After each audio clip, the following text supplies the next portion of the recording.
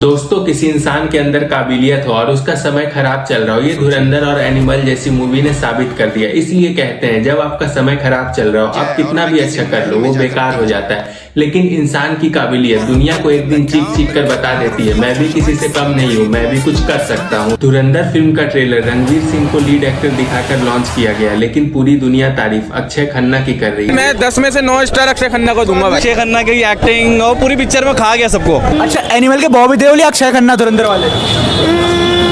अक्षय खन्ना। अक्षय खन्ना मतलब सब पर भारी। यस, सब पे भारी। खन्ना कमाल एकदम बड़ी एक्टिंग कर रहा है और उन्होंने रहमान डकैती थी बहुत बड़ी कसाई नुमा होती है। और क्यों ना दुनिया इनकी तारीफ करे, इतनी जबरदस्त एक्टिंग करी है इन्होंने इस फिल्म में। माँ कसम भाई, मैं जब इस मूवी को देख कर आया ना, मैं जैसे सो रहा हूँ मुझे अक्षय खन्ना के सीन्स याद आ रहे हैं। मुझे तो भाई इस मूवी का वही सीन सबसे अच्छा लगा जब वो अपने पिता को पत्थर से मार रहे थे। पत्थर से मार मार कर उन्होंने उनका चेहरा बिगाड़ दिया था। मैं तो इस सीन को देखकर शॉक हो गया। ऐसी एक्टिंग भी कोई कर सकता है?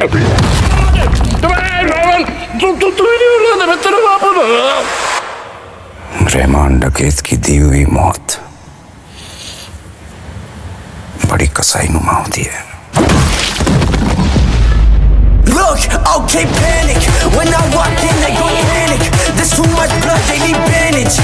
और ये मूवी सिर्फ मूवी नहीं है, बल्कि इसने सच का खुलासा किया है। आतंकवाद और देशभक्ति के ऊपर तो फिल्में बनते रहती है, लेकिन उन फिल्मों में असली घटना और लोगों का नाम नहीं बताया जाता। बट धुरंधर फिल्म के डायरेक्टर आदित्य धर ने सब कुछ खुलेआम दिखाया है, जिसके बाद कई लोग इनको हेट्स भी कर रहे हैं और कई लोग इनकी तारीफ भी कर रहे हैं। OTT पर पैसा लगाकर मूवी देखने वाले मेरे दोस्त बोल रहे हैं इन्होंने SS राजामौली, मानी रत्नम, यश चोपड़ा, करण जौहर सबको पीछे छोड़ दिया। एक एक सीन बिल्कुल रियलिस्टिक लग रही है। मूवी के सेट को इतने अच्छे से तैयार किया गया कि किसी भी चीज में कोई कमी देखने को नहीं मिल रही। मूवी के सेट को थाईलैंड में बनाया गया और कुछ कुछ सीन की शूटिंग अमृतसर, मुंबई, लुधियाना और लद्दाख में किया गया। इस फिल्म में पाकिस्तान वाले सीन को क्रिएट करने के लिए तगड़ा VFX का यूज किया गया, जिसको किसी विजुअल इफेक्ट्स नाम के स्टूडियो ने तैयार किया। अब बात करते हैं फिल्म की कहानी की शुरुआत की। कहानी की शुरुआत होती है साल 1999 से, जहाँ एक इंडियन प्लेन IC-814 हाईजैक हो जाती है, जिसे पाकिस्तान के आतंकवादियों ने किया था। तब इंडियन इंटेलिजेंस ब्यूरो का डायरेक्टर अजय सानियाल उन टेररिस्ट के साथ डील करता है और प्लेन के पैसेंजर को आजाद करवाता है। लेकिन अजय सानियाल इस घटने के बाद बहुत गुस्सा हो जाता है। वो पाकिस्तान को ईंट का जवाब पत्थर से देना चाहता है, जिसके लिए वो एक प्लान तैयार करता है, लेकिन रॉ एजेंट उसे इस काम के लिए मना कर देते हैं। फिर 2 साल बाद 2001 में दिल्ली के पार्लियामेंट पर एक अटैक होता है, जिससे पूरा भारत हिल जाता है। तब प्रधानमंत्री और विदेश मंत्री अजय सानियाल के प्लान पर काम करने का फैसला लेते हैं, जिसका नाम उन्होंने ऑपरेशन धुरंधर रखा है। एक ऐसा सीक्रेट मिशन जिसमें एक अंडर कवर एजेंट को पाकिस्तान भेजा जाएगा, जो कि पाकिस्तान की तमाम खुफिया जानकारी भारत को देगा। जिसके लिए एक जवान क्रिमिनल लड़के को चुना गया, जिसका नाम था जसकीरत सिंह। उसे कुछ टाइम बाद फांसी या फिर उम्र कैद की सजा होने वाली थी, क्योंकि उसने एक बहुत बड़ा जुर्म किया था और उसके पास जीने की कोई वजह नहीं थी। इसलिए अजय सानियाल उस लड़के को एक नया मकसद बताता है और उसके जुनून और ताकत को देशभक्ति में लगा देता है। इस चीज का रोल रणवीर सिंह को मिलता है और इस रोल को ही लीड रोल बताया जाता है। लेकिन मूवी आने के बाद लीड एक्टर का रोल सीधा पलट जाता है और लोग रहमान डकैत के रोल को देखना ज्यादा पसंद करते हैं। इस मिशन को पूरा करने के लिए जसकीरत को 3 साल की ट्रेनिंग दी जाती है और 2004 में वो पाकिस्तान पहुंच जाता है, जहां वो अपना नाम हमजा बताता है और कराची के लियारी इलाके में जाता है, जो कि एक बहुत ही खतरनाक एरिया था। फिर हमजा वहाँ आलम नाम के एक आदमी के पास जाता है और उसके जूस के दुकान में काम करना शुरू कर देता है। आलम असल में एक इंडियन कवर एजेंट था, जो कि हमजा को बताता है कि लियारी में कई गुंडे और कई गैंग्स हैं, जो कि अलग अलग कौम के हिसाब से बटे हुए हैं, जो कि वहाँ के बड़े बड़े गैंगस्टर है, जिनका लियारी के ऊपर हुकूमत चलता है। एक है बाबू डकैत, जो कि पठान गैंग का लीडर है। दूसरा है रहमान बलोच, जिसको लोग रहमान डकैत के नाम से जानते हैं। ये बलोच कौम का मसीहा था, क्योंकि उसने बलोचों की बहुत मदद की थी। रहमान डकैत असल में बाबू डकैत की नाजायज औलाद होती थी, क्योंकि दोनों की बिरादरी और गैंग्स अलग अलग थी, इसलिए दोनों के बीच गहरी दुश्मनी थी। जसकीरत को दोनों में से किसी एक गैंग में शामिल होना था, ताकि वो उनके जरिए पाकिस्तान अंडरवर्ल्ड तक पहुंच सके। क्योंकि हमजा यहाँ रहमान बलोच का बन के आया हुआ था, इसलिए वो सिर्फ रहमान बलोच के गैंग में ही जा सकता था, जिसके लिए आलम जूस वाला कोई तरकीब सोचने लगता है। तब उसे अपने एक खबरी से पता चलता है, जो कि पठान गैंग का मेंबर था, कि बाबू डकैत के आदमी एक शादी में रहमान डकैत के बेटे नईम को मारने वाले हैं। अगर अगर हमजा वहाँ किसी भी तरीके से नईम को बचा लेता है तो वो रहमान डकैत के नजर में आ जाएगा और उसके गैंग में शामिल हो पाएगा। फिर उसी शादी में आलम और हमजा जूस बांटने जाते हैं। हमला होने के बाद हमजा नईम को तो नहीं बचा पाता, लेकिन उसी शादी में रहमान डकैत का छोटा बेटा भी आया होता है जिसका नाम होता है फैजल।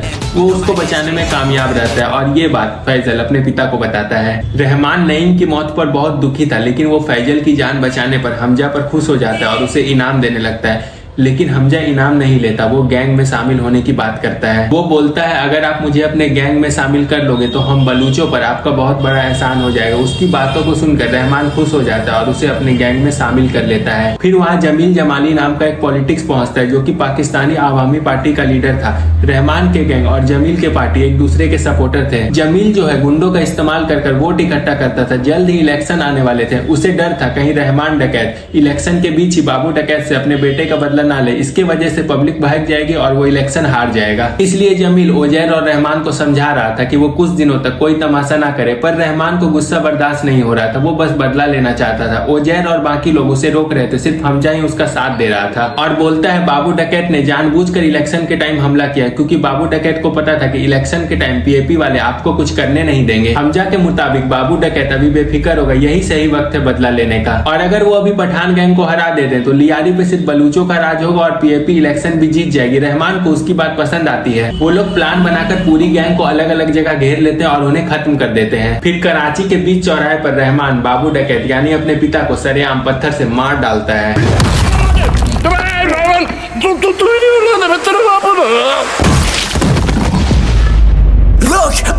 जिससे लियारी में रहमान का दबदबा बढ़ जाता है और पीएपी भी आसानी से इलेक्शन जीत जाती है। इस बाबू डकैत को मार देने वाले सीन से ही अक्षय खन्ना की तारीफ पूरी दुनिया करने लगती है। सोशल मीडिया पर अक्षय खन्ना और उनका कैरेक्टर रहमान डकैत ही छाया हुआ है। पर अक्षय खन्ना को जो आज इतना स्टारडम मिल रहा है, हर जगह उनकी वाह वाह हो रही है, ये उनकी इस सीन का कमाल नहीं है बल्कि उनकी मेहनत का कमाल है। अक्षय खन्ना ने अपनी करियर की शुरुआत साल 1997 में हिमालय पत्र मूवी के साथ किया, जिसको उनके पिता विनोद खन्ना ने प्रोड्यूस किया, लेकिन ये फिल्म उतनी खास नहीं चली। उसके बाद उन्हें एक और फिल्म मिल जाती है बॉर्डर, जो कि देशभक्ति के ऊपर थी और यहीं से अक्षय खन्ना का नाम धीरे धीरे ऊपर आने लगता है। Vinod Khanna is brilliant. आपने एक चीज नोटिस किया है, अक्षय खन्ना ने बहुत ही कम लीड रोल वाली मूवी करी है जिसमें वो अकेले हीरो के रोल में होते हैं। जब उन्होंने ताल किया उनके साथ अनिल कपूर थे। 2001 में जब उन्होंने दिल चाहता है मूवी में काम किया, उनके साथ आमिर खान और सैफ अली खान थे। अक्षय खन्ना हर रोल में फिट बैठ सकते हैं, ये उन्होंने 2002 में आई मूवी हंगामा से साबित कर दिया कि वो कॉमेडी में भी किसी से कम नहीं है। उनकी दूसरी कॉमेडी मूवी है हलचल। जब ये दोनों मूवी आज भी टीवी पे आती है, हमारे पेट में हंसते हंसते दर्द हो जाता है। लेकिन फिर 2008 के बाद ऐसी क्या वजह थी कि इनका डाउनफॉल हमें देखने को मिला? एक्चुअल में ये समझ नहीं पाया ऑडियंस इनसे क्या चाहती है। मस्कुलर बॉडी एक्शन जो उस समय सलमान खान, अजय देवगन और अक्षय कुमार कर रहे थे, ये ऑडियंस को वो वाली टेस्ट नहीं दे पाया और कुछ गलत मूवी का सिलेक्शन कर लिया। और दूसरी वजह है गंजापन। अक्षय खन्ना का हेयर बहुत ही अर्लियर डेज में जाने लगा था और हिंदुस्तान में अगर किसी का बाल चला जाए तो उसे बहुत ही अलग नजरिए से देखा जाता है। In according to my opinion ये बहुत गलत है। जब भगवान को किसी इंसान को सक्सेसफुल बनाना होता है ना, तो वो उसकी परीक्षा उसके काम से लेकर उसकी शरीर तक की लेता है। लेकिन अक्षय खन्ना भी हार मानने वाले में से नहीं थे। उन्होंने अपना काम धीरे धीरे चालू रखा। वो कहते हैं ना, एक छोटी सी चिंगारी बड़ा आग बनाने का दम रखती है। सेम उसी तरह अक्षय खन्ना ने 2016 में फिल्मों में छोटे छोटे रोल्स करना शुरू किया। सबसे पहले उन्होंने डिसूम फिल्म से अपना कमबैक किया। उसके बाद मॉम, इत्तिफाक, सेक्शन 365 और दृश्यम 2 जैसी फिल्मों में काम करा और फिर फैंस को याद दिला दिया मैं हूँ कौन, जो चला गया था। लेकिन असली टर्निंग पॉइंट आता है 2025 में, इसी साल छावा में इन्होंने इतनी बेहतरीन तरीके से औरंगजेब का रोल करा जो ऑडियंस को फिल्म देखते हुए औरंगजेब से नफरत होने लगी। और इसी साल धुरंधर में इनकी एक्टिंग ने पूरे बॉलीवुड को हिलाकर रख दिया। जो वादा किया गया उसे भूलने की गुस्ताखी मत करना। फिल्म में और भी बड़े एक्टर हैं, रणवीर सिंह, संजय दत्त। शैतान और एक जिन में जबरदस्त सेक्स हुआ। 9 महीने बाद जो पैदा हुआ उसका नाम पड़ा चौधरी असलम।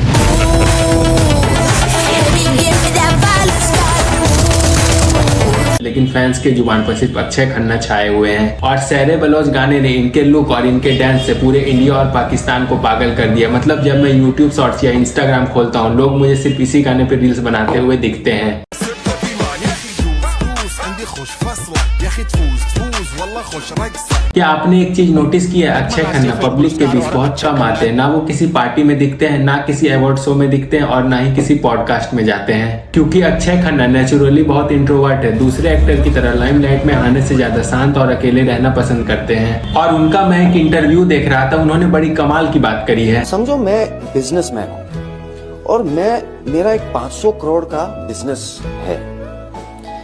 अभी जब तक मैं रतन टाटा नहीं बनूंगा या धीरूभाई अंबानी नहीं बनूंगा या अजीम प्रेमजी नहीं बनूंगा, क्या मैं सक्सेसफुल नहीं? जब तक मैं शाहरुख खान बनूंगा तब तक मैं सक्सेसफुल, मैंने सक्सेस देखा ही नहीं। सही बात है, अगर कोई एक्टर पार्टी में नहीं जाता, एयरपोर्ट पर पैसे देकर अपनी फोटो नहीं खिंचवाता, तो क्या वह सक्सेसफुल नहीं है? लेकिन धुरंधर मूवी में इनके एक्टिंग ने साबित कर दिया, एक्टर की काबिलियत देखी जाती है, ना कि वो कितने लाइमलाइट में आते हैं, उनके फैंस उनके लिए कितने पागल हैं। इस मूवी से अक्षय खन्ना की सक्सेस के बाद करोड़ों लोगों तक मैसेज पहुंचता है, अगर दिल से ईमानदारी से अपना काम करो, इधर उधर की बातों पर ध्यान ना दो। लाइफ में अप एंड डाउन लगे रहते हैं, आज अच्छा समय है तो कल बुरा समय भी आएगा, कल बुरा समय है तो अच्छा समय भी आएगा। अपने ऊपर ट्रस्ट करो, भगवान के ऊपर ट्रस्ट करो और काम करते रहो, सब कुछ अच्छा होगा। अब देख लेते हैं पाकिस्तान की जनता इस मूवी को देखने के बाद क्या बोलती है। सब कैरेक्टर्स बहुत ज्यादा अच्छे थे।